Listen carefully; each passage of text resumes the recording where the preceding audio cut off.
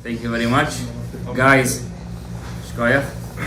welcome to our Monday night shiur. First shiur of our summer session. We have some news. We're going to say it at the end of the shiur. Maybe that way nobody runs away in the middle. You never run away, you can't. You're done. So, we are today speaking about Tefillin. This is a shiur that I've been wanting to give for about 3 weeks already. The truth is, you can't give one shiur about Tefillin. I mean, if you want to speak about all the different elements of Tefillin, and I've even brought my own Tefillin with me today. I didn't even bring all my Tefillins. Right? Then over here it would be a party. But if you would even start to begin speaking about Tefillin, it would take at least 4 or 5 shiurim.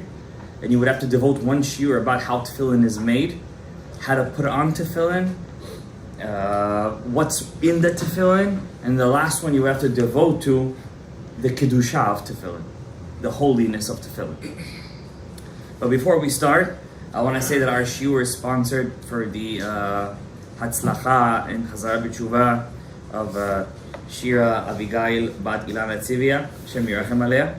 And also our shiur is sponsored by a very close student from Germany, from Frankfurt. Yes, his name is Yehoshua. Hashem should bless him with bracha, revacha, tzlacha, parnasat, or shefaya. He actually gave me the idea to give a shiur on Tefillin a while back. But, you know, they say that the Asda, I'm not comparing myself obviously to the Ari HaKadosh, just for a mashal. They asked the Ari HaKadosh, how come you can't write a book? He never wrote anything, the Ari. He has like 3-4 pages of what he wrote. There is something that Ari HaKadosh wrote. We all sing it on Friday night. Do you guys know what it is? No, that's Rav Shalom Gadaev actually. And the Ari HaKadosh's students actually never sang that song, ever. They would actually skip it. If you go to the Yeshiva Mikubalim, they don't sing Lechadodi. He's right next to They completely skip it. Huh? So if you guys look at your Sidurs, you guys usually people skip this. Before Ad Nitat Yadayim, there's a small song in Aramaic. It's called Asader B'Shevachin. Mostly everybody skips it. It's a song in Aramaic that Ari HaKadosh wrote. He wrote one for every single meal of Shabbat. And people who are makpi, they actually say it before every single Seudah of Shabbat Kodesh only. It's a segulah that there should be no klipot on your Seudah. It should be total Kedusha. So, if you guys have a chance, take a look at it. So the Ari HaKadosh never wrote anything. The reason he never wrote anything because he always would say that every time I think of a topic, there are so many ideas that come to me. To letzamtzem, how you say, to shrink, to minimize the subject and just give you once. I can't do it. Rav Chaim Vital, on the other hand, his neshama was meant for such a thing. And the difference between the Ari HaKadosh's soul and Rav Chaim Vital's soul, the Ari HaKadosh was chesed. Chesed is water. Water has it just flows wherever it goes, right? And the Rav Chaim Vital, on the other hand, was gvura. So he knew how to minimize something, to constrict and put it in a subject.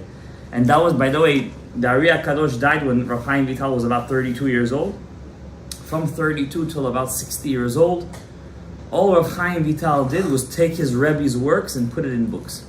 That's all he did for about 40-50 years. He passed away 77, 78 years old. Mazala. And the last couple of years of his life, unfortunately, he was in Damascus, where he was known to be, he was the chief rabbi of Damascus, Rabbi Abulafia, Yaakov Abulafia, went against him as the crazy Kabbalist in Damascus. So he didn't have such a great ending in Damascus. On the other hand, many tzaddikim,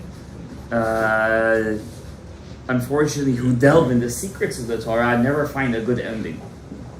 They have a lot of chitzonim that go against them.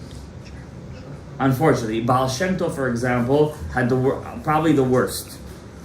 Baal Shem Tov had probably the worst. In his lifetime, everyone went against him in Ukraine and in Germany until he was the outcast. And his student had it even worse. The Maggid Memezrich was even put in cherem. And the Balatanya, the student of the Maggid Memezrich, tried to go and beg the Gra, the Vilna Gaon, to make peace. Let's make peace.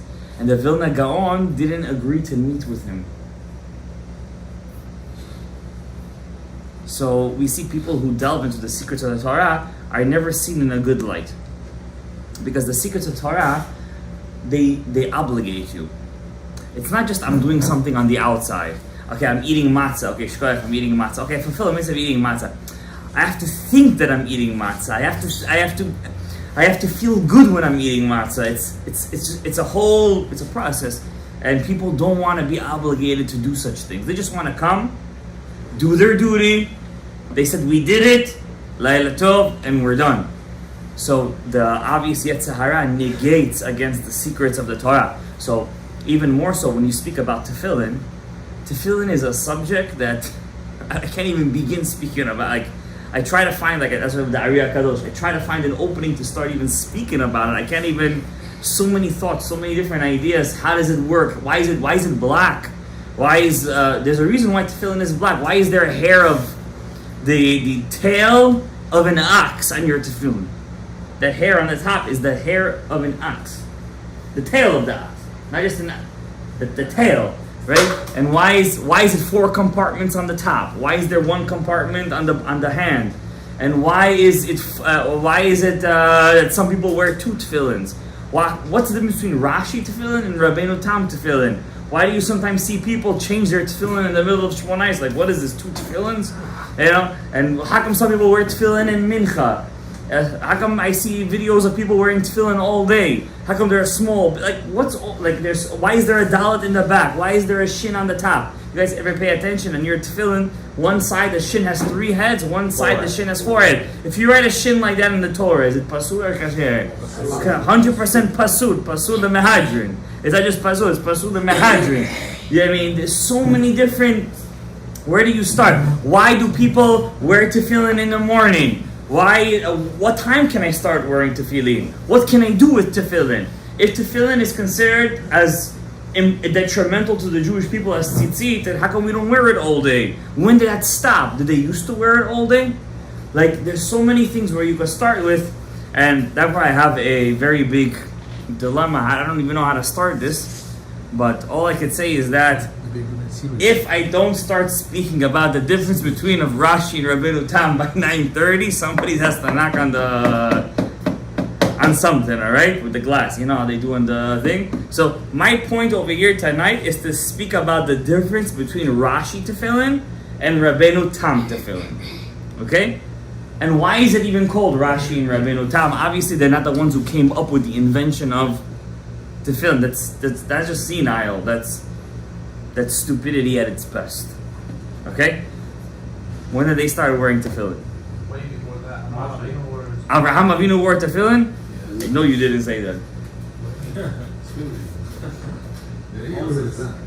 Huh? Moshe Rabbeinu, right? He said, "Vayu letotavot ben einecha." At that time, they started to wear tefillin from Har Sinai. Huh? Kain? It wasn't tefillin like this, right? So it was something else. It was something completely different. You could call it tefillin, but it wasn't actual tefillin. Okay? So first things first, I want to read you a Rambam. I'm going to try to make it as short as possible to my best of my abilities. I'm not good at that because once I speak about a topic, I like to jump to a million different topics. I'm going to try to use the Gevura powers in me to litzamtzem, but work with me here, okay? Gabriel, look at me. You're looking at me now. Okay, good. The Rambam writes in Hilchot Tefillin, chapter 4, halacha 25. You guys do this mitzvah every single day. Every morning, hopefully your tefillin are kosher. Because no matter what tefillin you buy, if the sofer didn't have kavanah when he wore that tefillin, if he didn't know what he was doing when he wore that tefillin, it could be the most beautifully sanded, painted, and everything. Chas b'shalom. You need zechut. Even in this, obviously in this, you need a zechut to wear kosher tefillin. You know, the shul is named Leshem after Tzion Bracha. He used to change his tefillin once every couple of months. Why? He used to wear tefillin, he used to daven. He used to sweat so much when he davened. The tefillin back then was not like today. You know, tefillin is leather. Even the boxes are leather, by the way. It's not wood, right? It's not right. It's leather, right? It's hardened leather, right? So when he would daven so hard, the leather would actually bend. And do you guys know if your if your tefillin bends, even if it opens up too much, you know this more than everybody, right? Worse. You had this happen to somebody you know. If it opens up a bit, the head, if it opens up a bit too much, it becomes pasul. The tefillin, right? Actually happened to one of my tefillins, my mincha tefillin, right? It opened up a bit and I got scared. I went to the machon, to the place where they make tefillin. I said, could you harden it more and make it, so God forbid if it opens up a bit more, I'm not wearing tefillin, I could be making a bracha levatala. Just to start off the bat, I just want to let you guys know before I read you the Rambam, every time you wear tefillin, every second you're wearing tefillin, you are fulfilling 8 biblical commandments from the Torah. 8 biblical commandments. If you wear tzitzit katan, that's 9, and if you wear your talit gadol, that's 10. You're surrounded by a complete 10 sfirot, 10 midot of HaKadosh Baruch Hu. 8 times tefillin is mentioned inside the Torah. 4 times really, but there's yad and shadrosh. There's 2, so 4 times 2 is 8. Tefillin, the tzitzit katan is 9, and tzitzit gadol is 10. You're completely surrounded by eser midot, 10 characteristics that Hashem reveals Himself through. It's a very big mitzvah. There are some people that say that even people used to go out to war wearing tefillin. It says when the goyim see you wear tefillin, they're afraid of you. Kishem Hashem nira alecha veyaru mimeka. The name. That's why there's a machloket. Should you cover your tefillin, or should you reveal them? There's a machloket. How do you have to wear tefillin correctly? I don't think I'm going to get to this today, but there are ways to wear tefillin. So, for example, if you guys see me wear tefillin in the morning, I always cover my hand tefillin to the best of my ability. I don't go all the way down. Some go all the way down, but at least I try to cover the bite. I'm sorry. I know you guys know a lot about tefillin. Question. Okay, only one. On the yard, you cover it before you put on what you put. You have to cover it, no? That's actually the best way to do it. So, according to the Sod, so just quickly, but that's the last one. You actually have to cover yourself when wearing your tefillin sheliat under the talit, and then right away cover it all the way, as if you're not even wearing it, as if it's part of you, the tefillin sheliat. But many people don't do it. It's a bit tough. It's a bit tough. Slowly, but there are levels. Yeah, sure. At least the bite should be covered. The box, right, of the phylacteries should be covered. Okay, let's just talk about real quick, because I want to talk about 3 things today. So first, the kedusha of tefillin, the holiness of tefillin.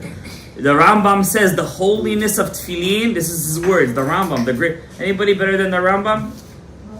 He's the greatest Rishon. I told you guys this before. There are more books written as a commentary on the Rambam than there is on the Tanakh.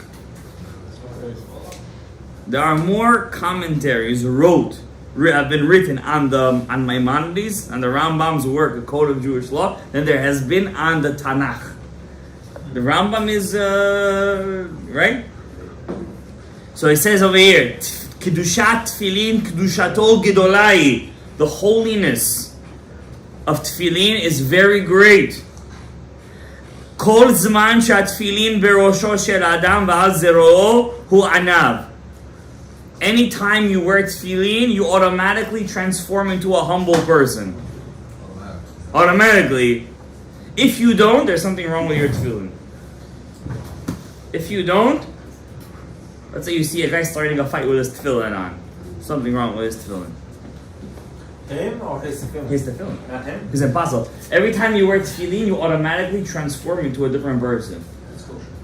Instead, you're wearing a Torah on you. Just the fact that you know I'm wearing a Torah on me, you automatically change in your head. It's not something external, it's something internal, I'm saying to you. Like, I know I'm wearing a Torah on me. Like, how could you not tone it down, right? If you see a guy, he starts to get into fights with his tefillin on, something local kach kasher shama. V'yireh shamayim. By the way, I'm not telling you the words of the Mekubal over here. I'm telling you the words of the biggest realist, philosopher, rabbi that you ever met in your life, the Rambam. This is the Rambam's words. You become Yireh Shamayim. You have fear of heaven automatically. Eino nimshach b'schok. You don't get into promiscuity, into frivolousness. You don't start to get all chattery and laughy. Ubesicha betela. You don't want to say words of Shtuyot, nonsense, right? Ve'ino meharher machshavot ra'ot. Your tefillin have to automatically give you such yirat shamayim. You don't even have bad thoughts. When the bad thought comes to you, you right away push it away. Because you know, I'm wearing Hashem. Anybody here know how many times is God's name written in tefillin? We've mentioned this before. 21 times. 21 times. Keminyan ekyeh. Keminyan ekyeh. Right? Just real quick, since we already started on that, we're starting off with a kavanah of the Ari HaKadosh. From the Rambam, we're jumping to the Ari. There's 21 times the name of God is written in tefillin. That's the gematria of what name of God? Ekyeh. Right? How many batim are there? In the head. How many compartments? 4. Kiminyan, Yud. How many letters of God's name is there? Yud, K, Vav, K. Right? And the last one, how many parashas are there in your compartments? 4 different parashas. Another Ekyeh. If you take these 4 names of God, Ekyeh, Havaya, Ekyeh, that's 21. 26, 21, what do we get? 68, Gematria Chaim, life. That's the meaning when the Talmud says, whoever wears tefillin is going to have a long life. But you have to have the kavanah. What is this? This kisad over here? Give me a sidur real quick. It's in front of your faces, guys. Behind you, sidur. But they already want to do a mitzvah, so we let them do a mitzvah. Look at every sidur. You see the black sidur? Look in the back. Boom. When you wear your tefillin shel rosh, your head tefillin, because only the head tefillin. Ekyeh, Havaya, Ekyeh. 21, 26, 21. Gematria, what does it say here? Gematria, Chaim, life. Every second you're wearing your tefillin shel rosh, you're bringing onto yourself long life. Every second. Yes, absolutely. That's actually the kavanah. Every second that you're wearing tefillin, if you're not in Shema or in Shmona Yisro, you have to be thinking of this kavanah. So what's the second one? The second one is your tefillin shel yad. That's your hand tefillin. That's not your head tefillin. The hand tefillin is one compartment. It's different. So the head is higher. Let's do the hand tefillin since we're already at it. Let's do the hand tefillin. The head tefillin is higher. Of course. Head tefillin is Zah. Your hand tefillin is the Shekhinah, is Rachel.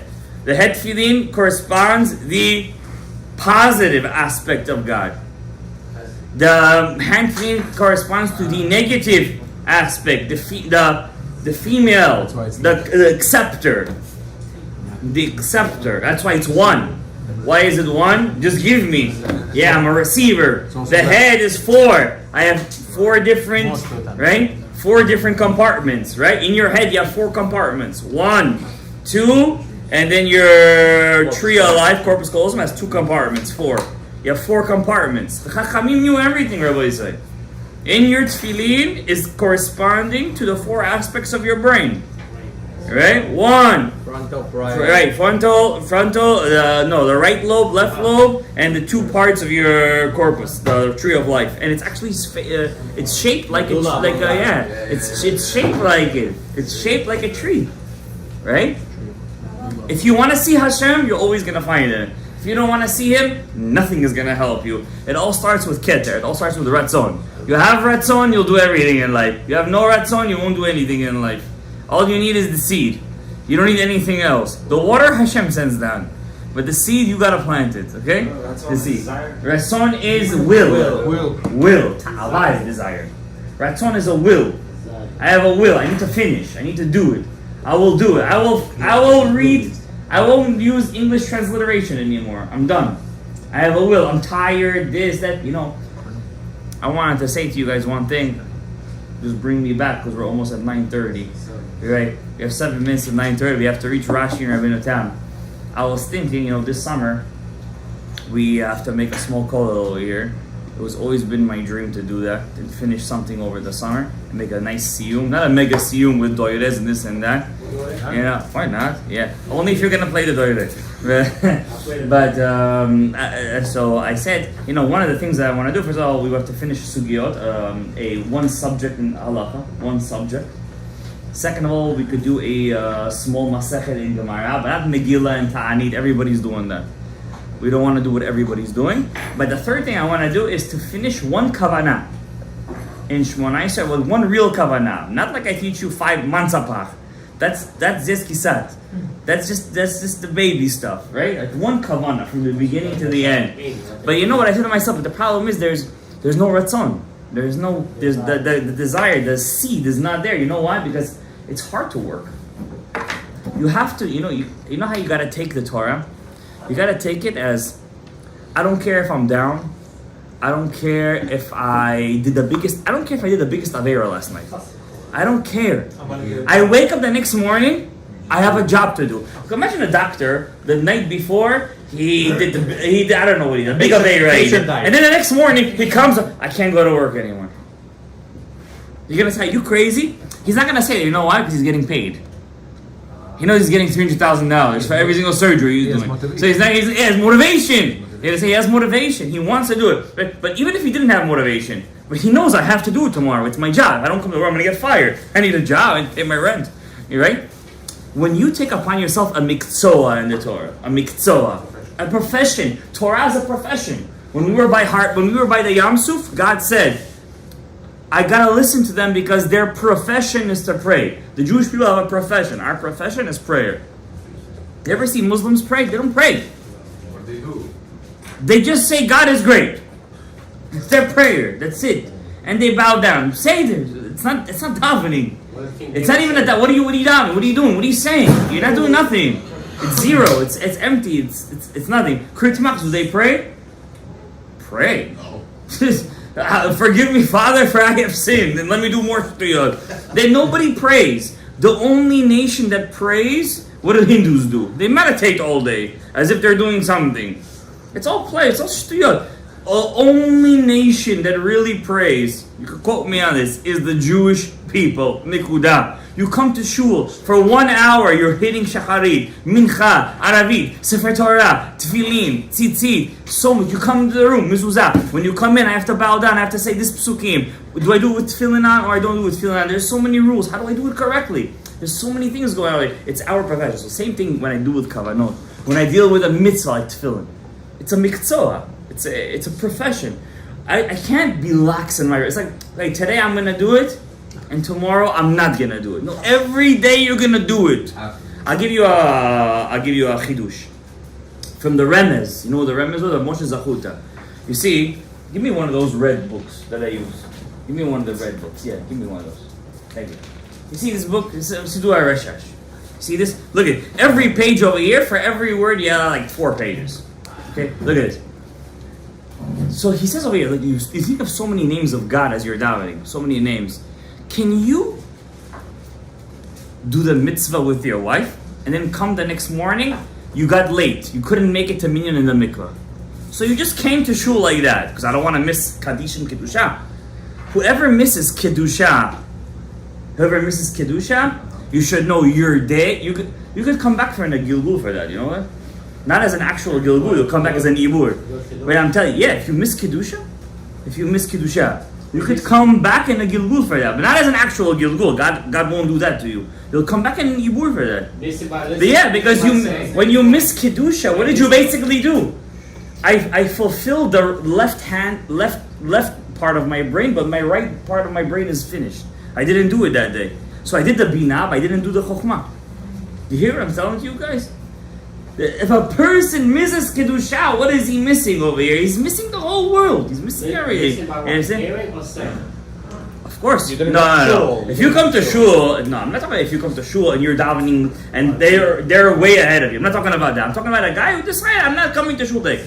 When I say I'm a Jew, this is what ticks me off sometimes. And I say I'm committed to. You're not committed to a shul. You're committed to God. It's a commitment to God. It's your job. That's the problem. Everything today has to be love. Everything has to be today pleasurable.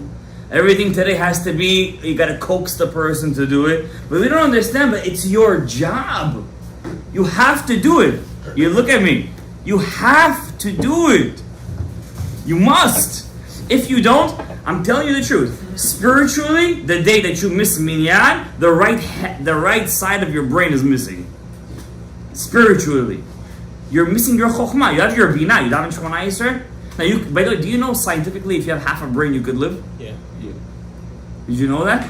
If you only have, let's say there's one half of your brain that's missing, that's bad. They'll cut it off. You have half. You have half the capability, but you could still function. You won't be able to do some functions, right? But you could function completely, like 100%. Yeah. So too, that's gonna be your Yetzer Hatov that you created that day. That's gonna be your angel. It's missing half a brain. Oh, but you did this, and that's how do you say it? It's a you problem? That's what it is. It's nobody's problem. It's your avodah. That's what you were created to do. I didn't ask for it, you're right. You didn't ask for it. But guess what? You were chosen for it. Ring, ring, ring, ring. Alright, so we got to get to the Rashi and Rabbeinu Tam. I just want to say to you one thing with the Kavanah. When you deal with these things, it's your avodah. That means even if you were with your wife the night before and you're tameh right now, you didn't go to the mikveh, you're not allowed to miss a day of kavanot. You're allowed to still, but it's names of God. How can I think about it while I didn't go to the mikveh yet? You have to do it. It's that's what I'm trying to teach you guys. You're a doctor. You can't say I'm not coming to work. You have patience. Imagine a rabbi one day just decides to close his phone. You know Rav Moshe Feinstein, before he used to give smicha, I heard this from his student. I don't know. That's what his student told me. He said before he used to give smicha, he used to make a t'nai with the students. You can never close your phone until 5 minutes before Shabbat.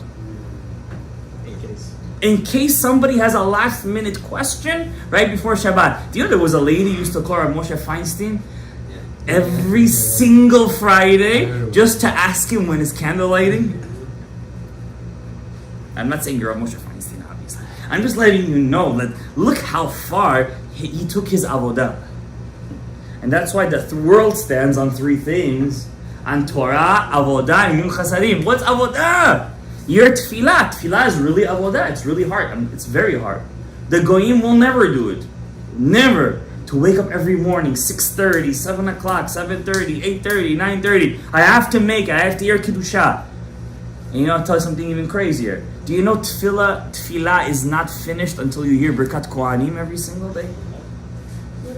And do you know that's why Sephardim are more connected to Kabbalah, to the world of the Sod, more than Ashkenazim? You know why?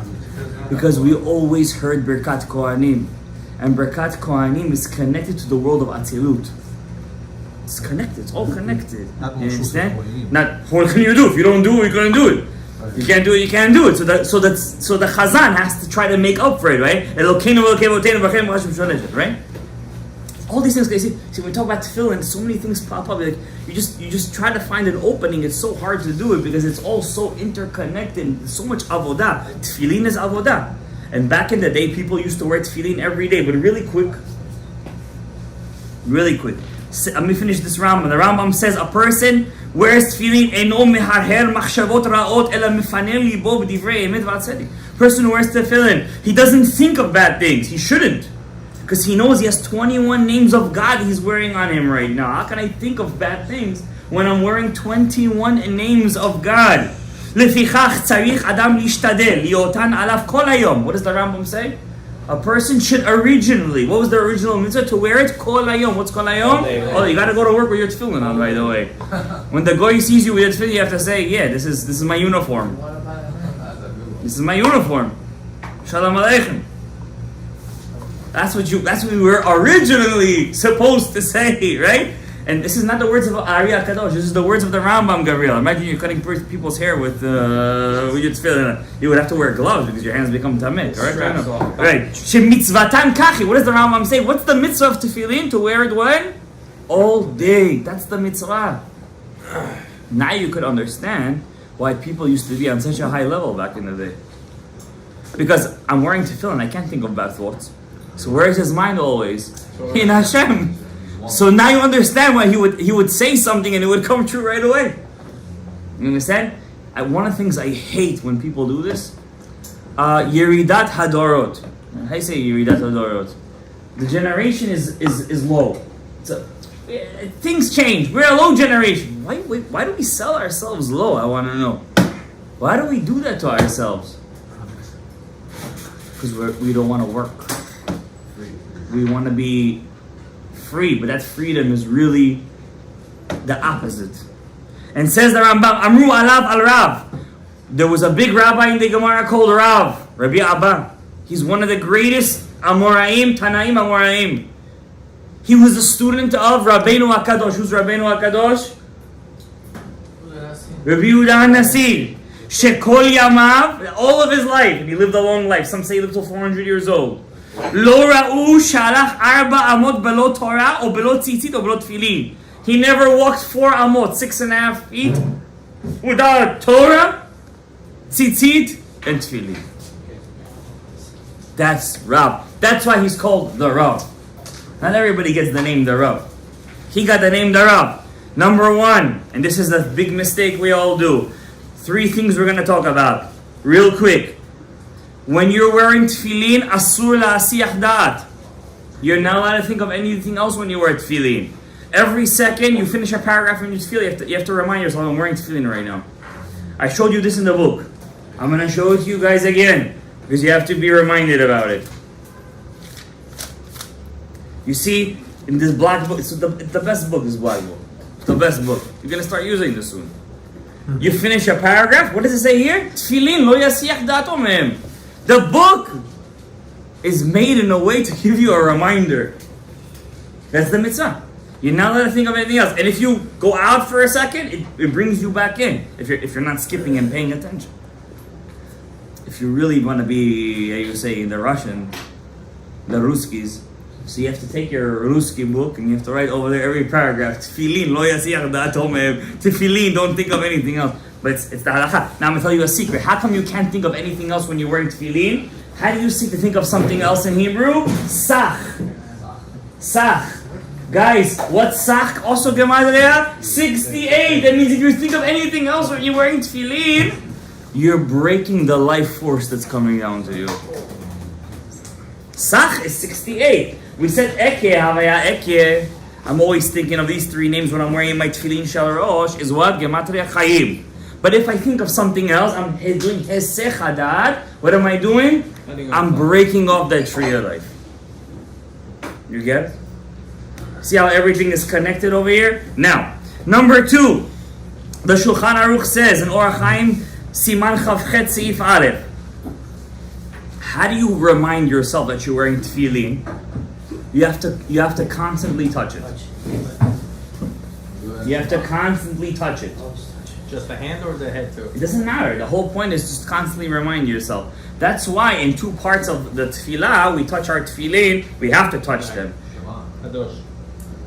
One of them is in Yotzer Or, when we say Kadosh, Kadosh, Kadosh. Right? Another one is where? In Shema. When we say Vaya leot al yadecha, uletot afod, twice we say it, right? In 2 different ways, huh?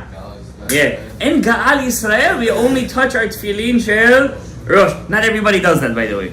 Not everybody does that. Okay? So that's what, and by the way, it's a halakha in Shulchan Aruch. Shulchan Aruch says, Rabbi Yosef Karo, Maran, when you say Ukshartam leot al yadecha, you have to touch your tefillin. You don't have to necessarily kiss it. The point is to remind yourself. So by touching it, I'm reminding myself. And then when you say Vayu letot afod beineinecha, you have to touch your tefillin shel Rosh. How about sleeping when you wear tefillin? Really, a person should wear tefillin all day, even at night. Yeah. You can sleep with your tefillin. The Gemara says a person is not allowed to wear tefillin and hold a Sefer Torah and pray. Why? Because a person holding a Sefer Torah and wearing tefillin, he's afraid he might drop the Sefer Torah, so he can't think about the tefillin. I mean, it's to an extent that you always have to be constantly thinking that you're wearing tefillin on your head. The Gemara says, you're not allowed to use the bathroom when you wear tefillin. You're not allowed to sleep when you wear tefillin. Whether you're sleeping a regular sleep for the night, or whether you're sleeping shinat aray, let's say just dozing off. You can't even doze off. Why are you not allowed to doze off when you wear tefillin? You bypass gas in the middle of your sleep. And the Gemara says you're not allowed to Chas v'shalom have an unclean body when you wear tefillin. Person has to be clean. So what do? Half of the American people who eat trans fats, they wake up every morning constipated. You know, Americans are the number one country suffering from constipation. Because of obesity. And you ever see the chart with the obesity? You have like an English guy with a small stomach, an Australian guy with a bigger stomach. Then you have like all these 5 different guys. An American guy and he's like 9 months pregnant over there. America's number one country that suffers from obesity, and obviously obesity brings to constipation. So how are you gonna wear your tefillin when you're constipated? What are you gonna do? Take a diuretic every single morning. Take a shot every morning. Alcohol's a diuretic. It lets everything go. Have some or all the oil. It lets everything out. Stop eating right. Stop eating right. Every Rav Victor Miller used to say, 3 hours before you go to sleep, you're not allowed to eat anything. 3 hours before you go to sleep, and if you're really hungry, have a fruit. Have a piece of fruit, and he said you're gonna see eventually your body will release all the toxins. Yeah, I mean, you should take at least 10,000 steps a day, right? But 10,000 steps, yeah. Average person like me and you that go work here and there, we take about 5,000 steps a day. Double of that. 15. Right? 15,000 Today. today. Well, you're not working right. You're running back and forth with the kids. 10,000. You're working right now. It's almost 5. School's over, huh? It's almost 5 miles. Yeah. It's You gotta do that. not everyone. You gotta do it. You gotta do it.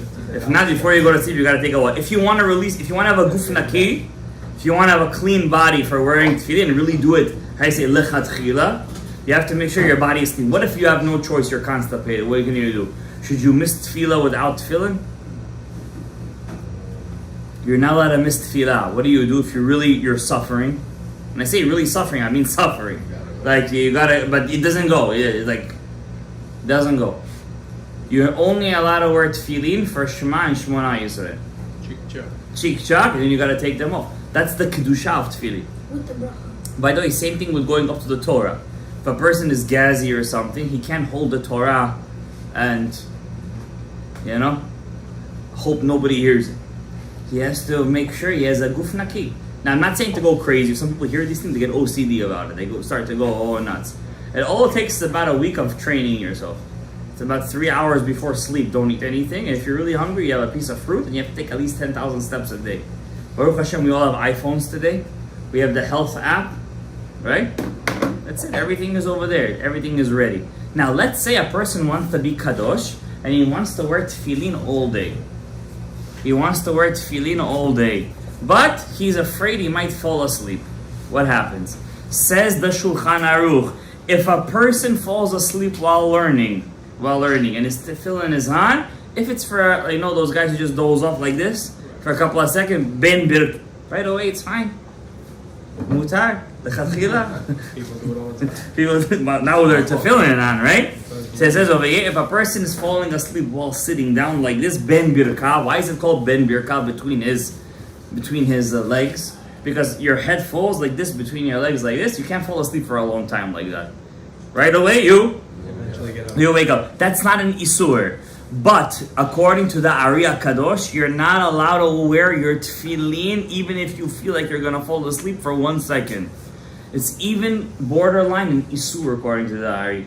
If a person is feeling like he's falling asleep, he must take off his tefillin, number 1. Number 2, according to the Ariya Kadosh, if a person is,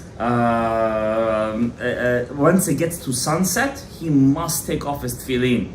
Wearing tefillin at night, according to the Ariya Kadosh, is a paradox to your tefillin. It can cause a pegam in your tefillin.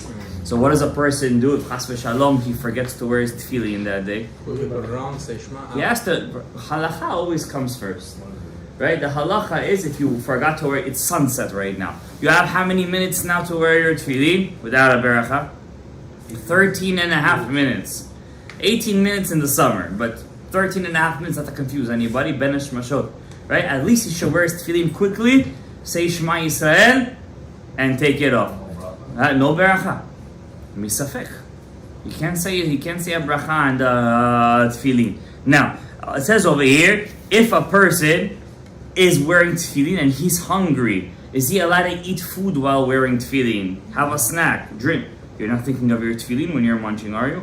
No, drinking, yes. Drinking, yes, and eating, no. That's what you say? Says the Gemara, Amar Rabbi Yitzchak. Rabbi Yitzchak says, Hanichnas lil su'udat keva. If you're going to have a meal, choletz tfilav v'achar kach nichnas. You take off your tefillin and then you go into the thing. Yeah, not just hamotzi, anything that you're sitting down and you're having a meal, right? Many people don't eat bread, right? Because they don't want to have that extra carbs or whatever. Upliga de Rabbi Chia. Rabbi Chia says no. Amar Rabbi Chia. Rabbi Chia says, Menichan al shulchano v'chen hadur lo ad eimat amar nach Yitzchak ad zman beracha. So we see there's a bit of a difference in the halacha. One rabbi says in the Gemara, you must take off your tefillin before you sit down and have a meal. Once again, they're wearing tefillin when? They're wearing tefillin all day over there. All day. So Rav Yitzchak says you have to take it off. Rabbi Chia says no. You take it off, you don't take it off. You're on the table, it's by you on the table, and it's okay. So what does Beit Yosef say? It says over here, if you're eating a meal, you have to take it off. Because there's no, why we have to take it off? There's no way you could have a meal and still think about your tefillin. Once again, you're not allowed to have hesech hadat from your tefillin. You always has to be on your mind. But if you're just having a snack, it's called a seudat arai. You're just having a meal, you're just munching on something real quick on the go, and you're wearing a tefillin, and tzarich lecholzan, you don't have to take them off. That's the Shulchan Aruch paskins. If you're just having stam, something you're munching on, or just drinking something, you don't have to take off. However, chas v'shalom, you're not allowed to drink alcohol and wear tefillin. Drinking alcohol, says the Shulchan Aruch, causes frivolousness. And automatically, when you drink alcohol, you're not yourself. No matter how much you think you are, you're not. And therefore, you cannot drink and wear your tefillin. You must take off your tefillin. And he adds over here another halacha. You're not allowed to drink and come inside a Beit HaKnesset because you're going to cause inside a Beit HaKnesset, chas v'shalom, frivolousness. Something we all have to work on, unfortunately, in this generation. Kiddushat tefillin, the tefillin itself. If a person has tefillin, he should not leave them in his room. He can't leave them in his room. Could you? Yeah, because if a person wants to be with his spouse and the tefillin is in his room, he must remove the tefillin from his room. It's like a Sefer Torah is in your room, right? Yeah, if you go on vacation, I'm talking about if a person does his thing inside his room, he gets undressed inside his room. Now, what do you do to make sure that tefillin? You live in a one-bedroom in a studio. This is not considered closing of tefillin. Why? Why? It's like tefillin. It's part of your tefillin. Anything that's meant for your tefillin, it's like one cover itself. You need how many covers? Two covers. So what do you do in this case? This is all considered one cover because it's meant for my tefillin. It has, by the way, this has kedusha on it. Not kedusha, but it has kedusha on it, like a regular sefer. This has kedusha, right? What do? You got to put a blanket over it. Yeah, I lived in a studio and a one-bedroom. I went through the whole works. Basement, this, that. So a lot of times I was stuck in this dilemma. I used to have a lot of books on my table. What would I used to do? I used to take my blanket, I used to cover, and just for good measure, because I'm crazy, I used to cover it again. Two covers I would make sure, even though some say the cover of the book itself is itself a cover. Some say that. There are poskim that say that. And some say if something is inside a bookshelf, it's like its own domain. It's okay. There are a lot of kulot, right? I can't get into everything with you guys. We still didn't touch what Rashi and Rabbeinu Tam is, which I'm about to get into. Okay? The cover is clear glass. Yeah. Cover? No, it's a cover. Clear glass is a cover, right? The only time clear glass is an issue is when there's a mechitza for a woman in shul. Over there is an issue because that's already doesn't matter if it's clear or not. It's hirhurim ra'im. Exactly. Now, we're skipping, like I told you, you can't talk about tefillin in one shiur, but I want to really speak about this. What's the difference between tefillin of Rashi and tefillin of Rabbeinu Tam? What's the difference, right? So number one, there's no kind of thing as tefillin of Rashi and Rabbeinu Tam. Why do we call it Rashi and Rabbeinu Tam?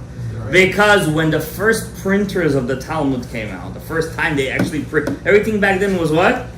Handwritten. Who was the one who came up with the actual Talmud? There was hundreds of different texts. The Vilna Gaon he cross-referenced hundreds of different texts of the Talmud till he came up with the Talmud that had the most consistencies. All right. Until then, you could sometimes learn Gemara, and sometimes you could see one rabbi has a totally different text than another rabbi. Why? Everything was what? Handwritten. And when you copy by hand, what happens? Mistakes. You make mistakes. The only book was copied by hand and never was a mistake is what? The Torah HaGedusha. Right here. Right? There's never been an inconsistency in the Torah. Only one difference there is in the Yemenite Torah. There is an extra vav. Yeah, there is not et but ve'et. And, right?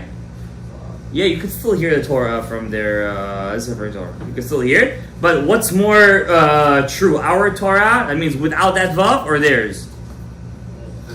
It doesn't change anything, right? Yeah, but you said Does one- it change anything? It doesn't change anything, one better, right? sure. No, but over here, it doesn't make any difference. Instead of saying, and Noach, this is the pasuk, and Noach went to the Teva with animals and birds, right? So sometimes and is just written et, right? Et. Sometimes you could write it ve'et.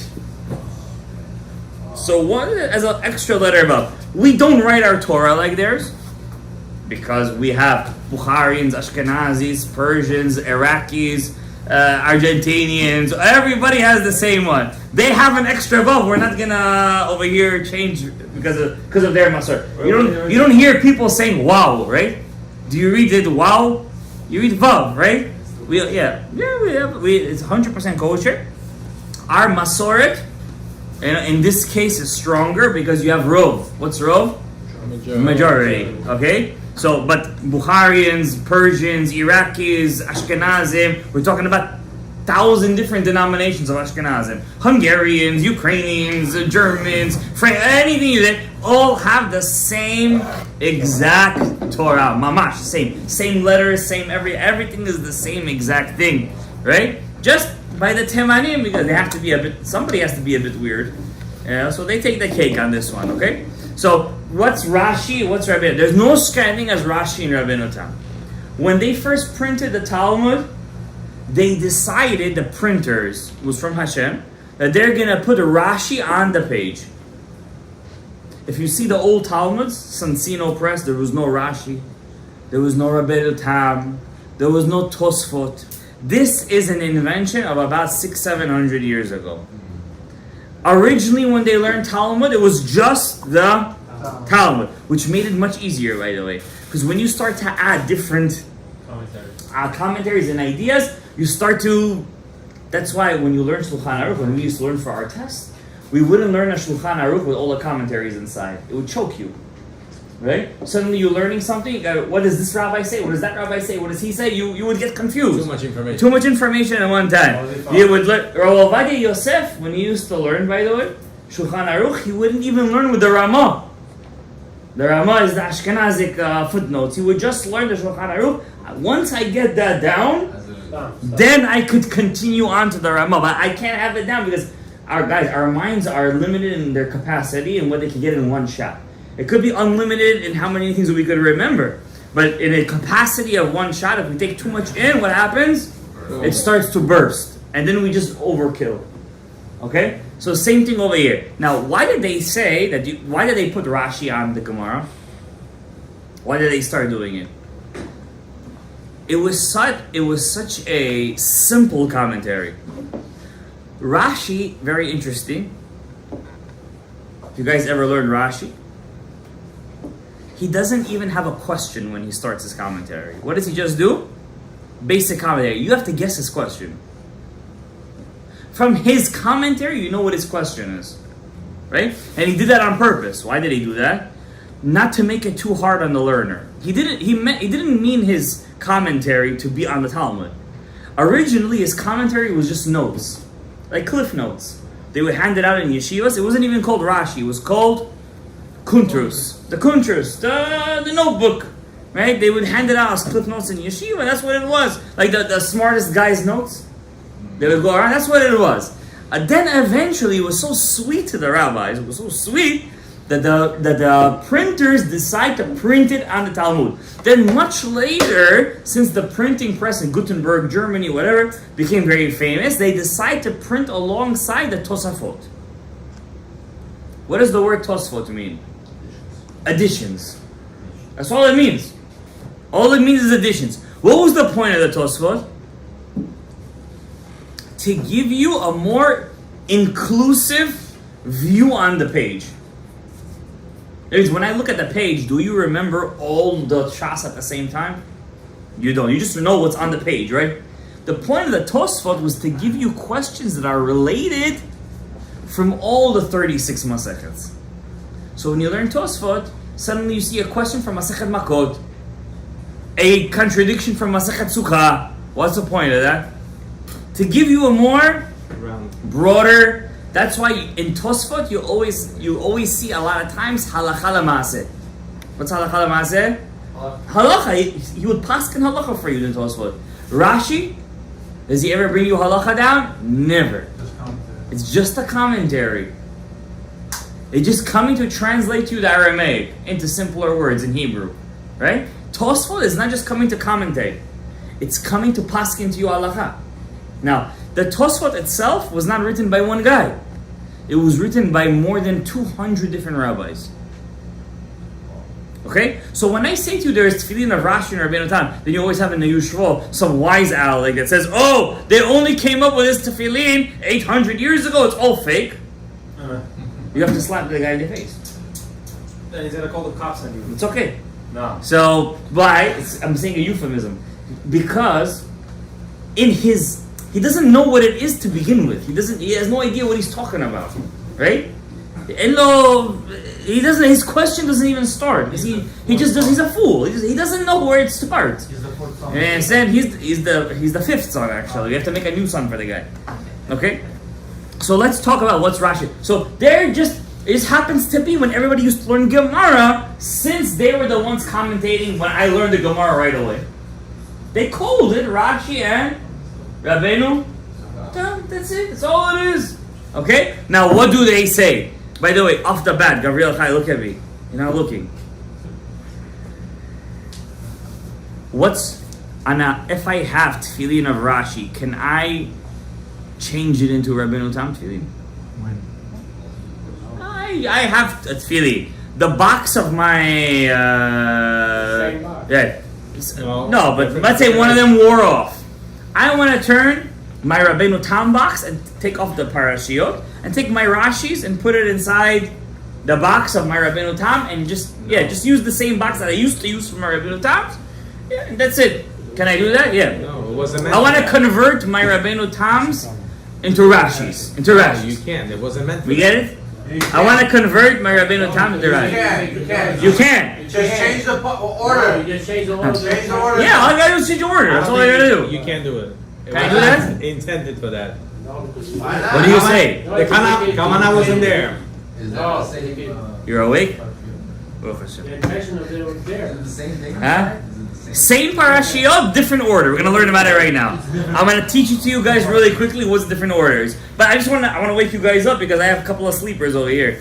So I'm just trying to get you guys into the thing, right? So and can I convert my Rabbeinu Tams into Rashis? No, You're not giving me a shot. Why? because the Kavana when they were making them, they had them. In My kavanah was to write parashiyot. Right. So I said L'Shem Kedushat Tefillin. I never said L'Shem Kedushat Rashi. I don't say that. I say L'Shem Kedushat Tefillin. Happens to be when I write it in a bit of a different order, right? But I never said L'Shem Kedushat Rashi or Rabbeinu Tam. I used it. When did it turn into Rashi and Rabbeinu Tam? By the way, When you put in the when I put it in, not when I wrote it. Right. True. When I write both of them, I write them in the same order it's written in the Torah. Right. So, but We still, put it in the the fact that they- Yeah, I put it in. I don't say L'Shem Kedushat Rashi when I put it on. So according to Because you know why I don't say it? Because there's no such thing as Rashi Tefillin. He didn't invent them. He never invented them. Am I right or wrong? So what do you guys say? I still, Fine. If you weren't sleeping, you would have known. I still don't think you could change it. Huh? I give you my opinion. You have to just change the compartments, you'll be alright. There's a Ben Ish Chai in the book Od Yosef Hai. The Ben Ish Chai has a chidush. He says, based on the Ari Kadosh, the Tefillin of Rabbeinu Tam is on a much higher level than the Tefillin of Rashi. The holiness of Rabbeinu Tam is higher than the holiness of Rashi. That's why you can't change it. So I cannot lower the holiness of my Rabbeinu Tam Tefillin into a Rashi Tefillin. So you can elevate the Rashi. I could elevate my Rashis into Rabbeinu Tam's, but I can't decrease. That's the Ben Ish Chai's chidush. It's his chidush. Don't, when you say that, when you talk about Acharonim, you have to quote who said it, right? Because there's a lot of chokhmalogs out there, right? Now I'm going to show you my tefillins. Okay, I'm not going to show you my hand tefillin because you won't be able to tell the difference, right? I'm going to show you my head tefillin. These are special tefillin. Not many people wear it. Most shuls you won't even find one person wearing it. All right. In Sephardi shuls it's more, right? But in most shuls you won't even have one guy wearing it. Even Sephardic shuls, right? This is only people who follow Rabbeinu Ha'ari wear this. Okay. And by the way, the Ari did not make this up. Okay. The Maharil writes, the Maharil, one of the Rishonim, Acharonim, medieval Ashkenazic rabbi, he says you should wear both of them at the same time. So it's not an invention of the Ari HaKadosh, right? Even though I wouldn't mind if it is. The Rosh writes, you could wear both at the same time. So once again, it's not the invention of Rabbeinu Ari, okay? And even if it was, it doesn't make a difference.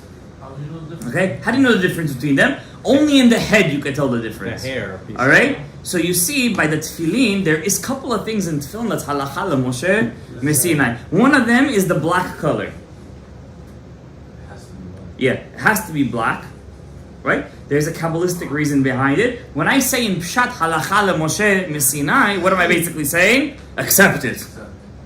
But Kabbalistically, according to the Sod, there is a reason why they're painted black. All right. Number one. Number two, pay attention to both tefillins have shins on both sides, right?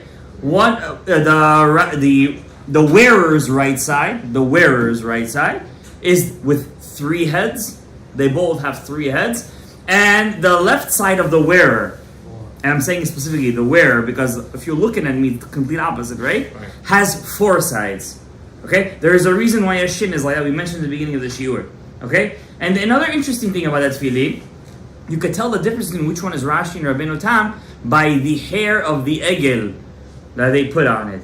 By Rashi's, it's totally at the end. It's in the last compartment. You see the hair over here? The hair also is halacha Moshe Messinai.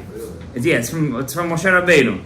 Okay? Now there's a reason that, Kabbalistically. Okay? Now in the Rabbeinu Tam's, interestingly, it's right in the middle. The Ben Ish Chai writes Sigulot. He has a book called Lashon Chachamim. He writes over there, if a person is really suffering from bad thoughts, he's down in a dumpster, right? A sigula to clear your mind is every time you wear your tefillin to take a good look at the shins. Take a good look at them. Just to take a deep look at them. I'm not saying to go into them. Just sometimes we wear tefillin, we don't even realize we're wearing them. We become so robotic. We don't even care what we're doing, all right? I'm still giving us kudos. We still come here and do all we gotta do. But there's a difference between a worker and a worker, right? Not everybody makes the big bucks down here. Not everybody makes the big bucks over there. So looking just at the shins, the heads, Hashem's names is inside. Absolutely, yeah. But there's a special sigla to clear the mind specifically looking at the shins. And the reason is, I'm going to tell you guys real quickly, if you pay attention, these 3 heads of the shin, they correspond to Chokhmah, Bina, and Dat. Chokhmah, Bina, and Dat. That's the 3 parts of your brain. But I always taught you guys that the third part of your brain is actually split into 2 compartments. So instead of Chokhmah, Bina, and Dat, what does it really turn into? Chokhmah, Bina, Chasadim, and Gevurot. You understand? So 3 turns into 4. 4 plus 3 is 7. And by connecting to the 7, we're trying to clear out, Bezat Hashem, if they're kosher, all the 7 parts of your body, which is Chesed, Gevurah, Tiferet, Netzach, Hod, Yesod, and Malchut. Through connecting it with your with your head. That means the reason why we don't be successful in Hashem's world is because we're disconnecting our brain from our body. When you connect your brain to your body, then who takes over the ship? The brain takes over the ship, right? But when you disconnect your brain from the body, it's mutiny on the ship. Then the crewmates take over the captain's job, and the captain gets thrown overboard. And we don't want that. We want the chokhmah, bina, and the da'at to take over. Okay? Now, why is there 4 compartments over here, and there's only 1 compartment on the hand? If you look at that, I'm not going to take it out right now. Just to wrap that thing takes me some time, right? Because it's corresponding to a certain part. Your heart. There's 4 senses on your brain, on your head. 4 senses. These 4 compartments correspond to your 4 senses. You have eyesight, hearing, you have smell, and you have taste. So we want to take all parts of our senses in our brain when we wear our hand tefillin, and we want to overcome those 4 senses and get them under control. But in our hand, it corresponds to our body. What's the one sense we have in our body? Touch. So all 5 senses come into fruition when we wear all 5 compartments of our tefillin. 4 compartments of the head and 1 compartment of the hand. Exactly. We're subduing them, and that's exactly the Lashem Yichud that you guys say, quote unquote, every morning before you wear tefillin. Well, that's what you're supposed to say, at least. Now, why are the hairs over here in the middle? Why is it this one on the side? Right? We know the halacha is, if I have 2 tefillin in the morning, Gabriel Chai, one is Rashi, one is Rabbeinu Tam. I forgot my Rashis at home, and I only have my Rabbeinu Tams right now. No bracha. Do I wear it with a bracha? No. You're not allowed to. It's a bracha levata la. Only time I say a blessing is on this tefillin, the Rashi tefillin. This is the main tefillin. Rashi holds like this. Rambam holds like this. All the Rishonim hold like this. Only very few rabbis agree that the order is supposed to be like it's in the Rabbeinu Tam tefillin. But there was a rabbi that lived in the 1500s. His name was Rabbi Yitzhak Luria Ashkenazi. He said, excuse me, both tefillin are correct. They're both not just kasher, not just have to be worn. If you don't wear one of them, you're missing actually out on your mitzvah of tefillin. So if I wear just that, If you just wear Rabbeinu Tam, mitzvah for the day? you didn't fulfill your mitzvah of that day. This is the main one. The Rashis. The Rashis are your main one. So you forgot it. You could only wear this and say Shema, but you missed out on the mitzvah. Just like I would tell you if you would just wear this and not this. Exactly. I would say the same exact thing. If a person is in a status of Yirat Shamayim, he must, according to the Ari Kadosh, which is, we're here in Lashem, no? You must wear both. It doesn't matter if you're married or not, either according to that. No, according to the Ari, it doesn't matter if you're married or not. You must wear both pairs of feet. If you think your mind is unclean, you just wear it for a couple of seconds and take them off. Now, if I open up to you a Ben Ishchai, Parshat Chayei Sarah, he writes over there, if you wear your tefillin of Rashi and you don't wear Rabbeinu Tam's, you didn't fulfill your tikkun in this Gilgul. He said specifically the Ben Ishchai writes, you must wear your tefillin of Rabbeinu Tam every day and at least learn a couple of minutes of Torah every single day. You must. You must connect tefillah with Torah. If you don't wear your tefillin of Rabbeinu Tam and learn Torah with them every day, you're not mitaken your nar nechi, your nefesh ruach neshama chayichidah nizgilgu. If you don't wear them. Every day you must wear your tefillin of Rabbeinu. That's why the rabbis instituted like a minhag before, to say the halacha at the end of the tefillah. At least everybody wearing his Rabbeinu Tam should hear some kind of Torah with his Rabbeinu Tam. Now I'm going to teach you what's the difference between them. I know everybody over here already reached their maximum. What if you only have one? Huh? One, you can't say What do you mean? You just have the head or the hand? Yeah, you have one. You have to wear that. There are 2 different mitzvahs, by the way. What is the difference between, Rashi, anybody here knows there's 4 compartments in the tefillin. Why is there 4 compartments? Because there's 4 different scrolls in there. There's 4 different scrolls. Every scroll is a different scroll in the Torah that talks about, guess what? The mitzvah of Tefillin. Shema. Yeah? Shema is the last one, according to Rabbeinu Tam at least. Number 1, Kadesh Li. That's number 1. Number 2, the next paragraph, Vehaya ki yeviacha. Right? After Kadesh Li is Vehaya ki yeviacha. Vehaya ki. Number 3, now you guys can say it, is Shema. Shema includes Ve'ahavta. That's the one we say, Ve'yul tutafut be'yinecha v'chul v'chul. And number 4 is Vehaya im shamoa. So Rashi says when you place the compartments of the tefillin, when I'm looking at my tefillin, I'm looking at it like this, right? What's on the right side? Kadesh Li. What's to the next one? When I'm looking at it, Vehaya. What's the third one? Shema. What's the fourth one? Vehaya im shamoa. So why in that order? The way it's written in the Torah, that's the order. Chronological order. But the way I'm looking at it, to the guy who's wearing it, it's the complete opposite. So you're looking at this way. Exactly. When I'm looking at it, right? It's Kadesh, Vehaya Kiviyacha, Shema, and Vehaya im shamoa. When I'm looking at it. Rabbeinu Tam, when he learned the Gemara, I'm not going to read the Gemara inside, he says, it's the wrong order this way. Number 1, I agree with my grandfather, it's Kadesh Li. Number 2 is Vehaya Kiviyacha, still good. But number 3, he switches it. It's Vehaya im shamoa. Pay attention. Vehaya and Vehaya is Yud-Kei Vav-Kei, Yud-Kei Vav-Kei. He puts the Yud-Kei Vav-Keis together. You like that, Pshat? It's Rabbeinu Tam's. And number 4, the last one at the end, is Shema. Why does he learn it like that? If you read the Gemara, actually he makes a lot of sense. If you learn the Talmud, he makes a lot of sense. Gemara Masechet Menachot, page 34. Actually, the next page actually talks about Tefillin, which is going to be our next sheet. We're busy with the Shemim. It talks about here.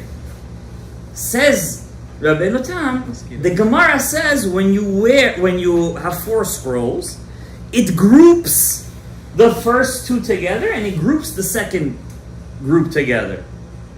And it says the first group start at the right. And Shema and Vayavi Kiviyacha, Vayim Shamoa start at the left. So when it says Shema and Vayim Shamoa start at the left, what does it give you room to believe? Shema is all the way at the left, and Vayim Shamoa is in the middle. Understand? So that's why, but we wrap all the compartments with the ox skin and hair. The hair always goes with this parasha, Vayim Shamoa. So in Rashi, it's the 4th one. So where is the hair? In the 4th compartment. In Rabbeinu Tam, the Vayim Shamoa is the 3rd compartment. So where is the hair?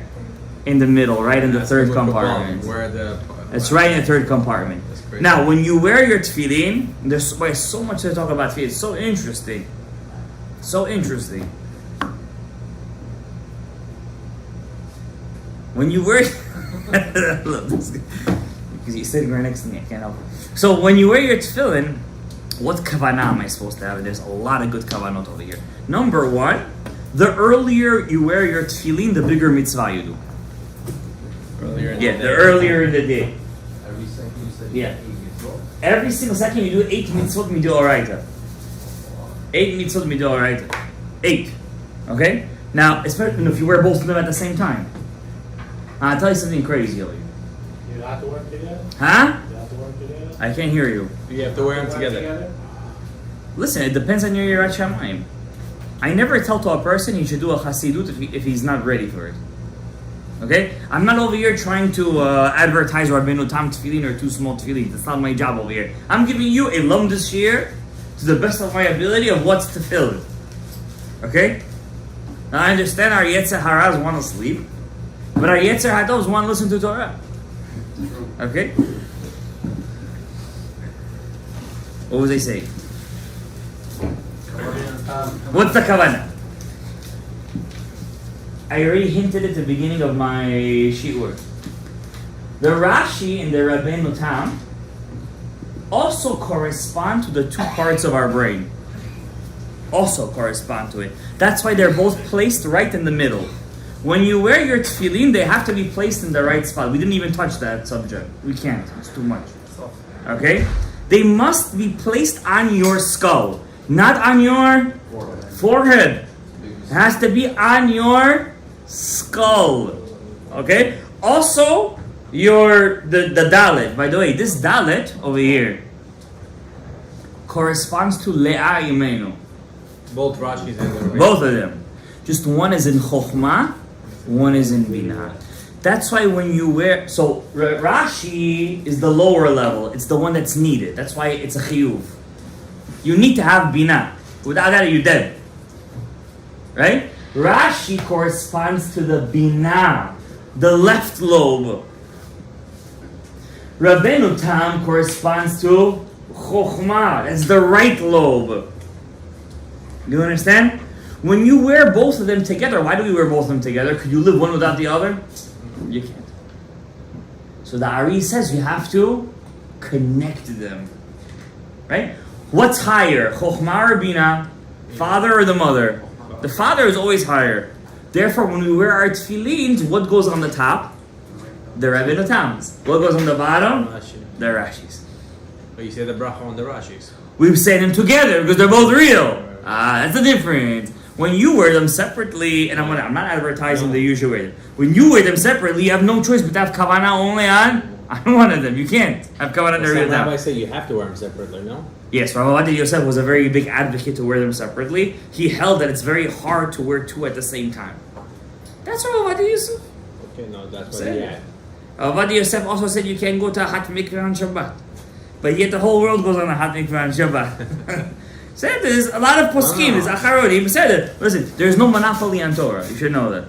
If you're a Talmid Chacham, you can come with a pshat and a svara, and you can argue from today to tomorrow. That's the beauty of our Torah. Torah is the only thing that's evolving in this world is the Torah.